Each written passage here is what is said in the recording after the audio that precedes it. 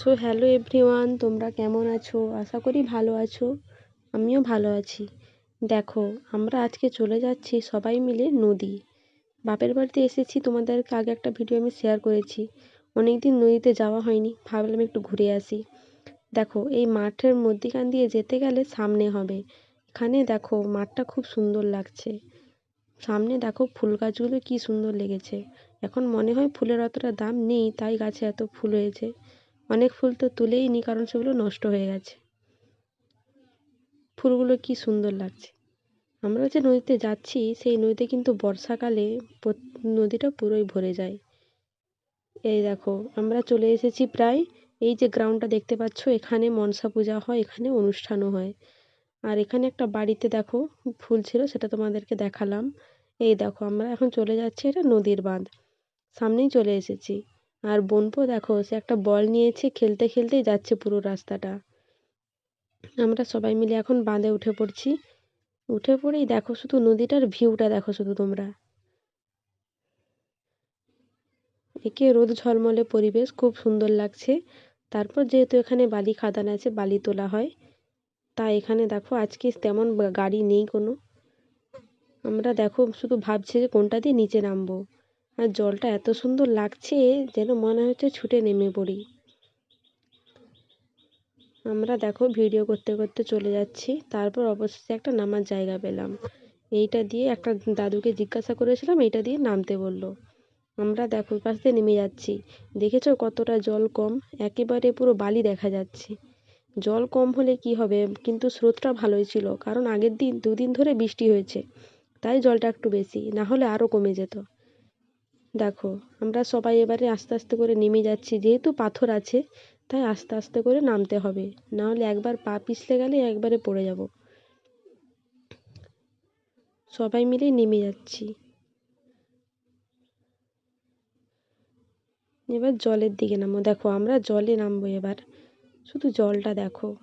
বন্যার সময় এই নদীটা পুরো ভরে যায়। যেহেতু এখন কোনো বন্যা নেই, এবারে বর্ষা পড়ছে, এইবারে নদীতে তো আসাই যাবে না।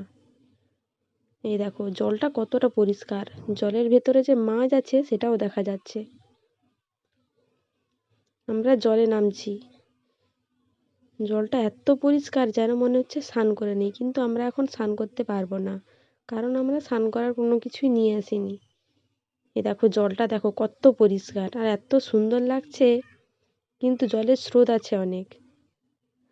এই দেখো, সবাই মিলে চলে যাচ্ছি এবারে। আমরা যাব এই জলটা পেরিয়ে ওখানে যে বালির চরটা আছে, ওইখানে সবাই মিলে গল্প করতে করতে যাচ্ছি। আগে কিন্তু এসেছি অনেকবার, কিন্তু এইভাবে কখনো আসা হয়নি। ভাবলাম সবাই মিলে একটু ঘুরে আসি, জলটা এত সুন্দর লাগছে, ভাবলাম একটু জলে নেমেই ঘুরে আসি। আর সবাই মিলে দেখো কানে ফুল গুঁজে নিয়েছি। ওদেরটা তো পড়ে গেছে, আমারটাই শুধু রয়ে গেছে।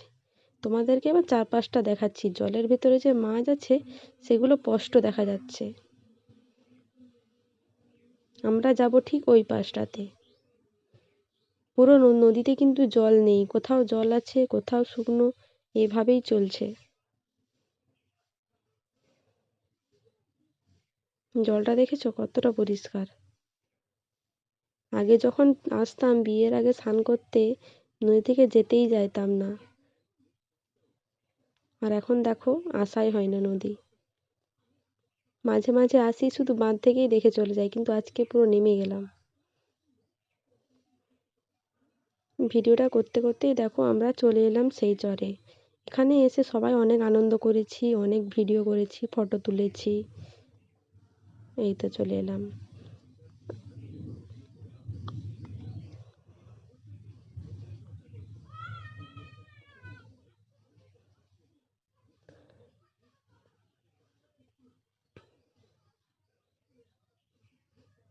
দেখো, বাবুকে এখানে ছেড়ে দিয়েছি, বাবু কিন্তু প্রচুর খেলাধুলো করছে বালি নিয়ে। বেশিক্ষণ কিন্তু রাখিনি, রাখলে কিন্তু ও পুরো বালি মাথায় নিয়ে নেবে। তাই দেখো ওকে বসিয়ে কিছু একটা ভিডিও করে নিলাম।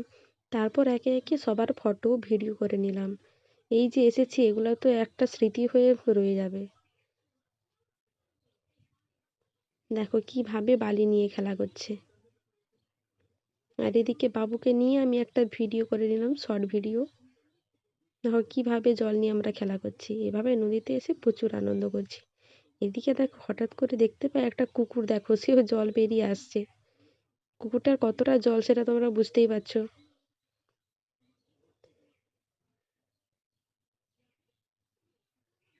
জলে কিন্তু স্রোত আছে, দেখেই বোঝা যাচ্ছে। আর বঞ্ঝি দেখো কিভাবে ছুটে আসছে, আর বনফু তো পুরো স্নান করে নিয়েছে। দিদি তো প্রচুর বকছে ওকে। আমি এখানে ঠাকুর করে নিচ্ছি, আমরা আগে কত ঠাকুর করেছি এরকম। আমি ঠাকুর করছি দেখে দিদিও দেখো কিভাবে ঠাকুর করছে, কিন্তু হচ্ছে না, সব ভেঙে পড়ে যাচ্ছে।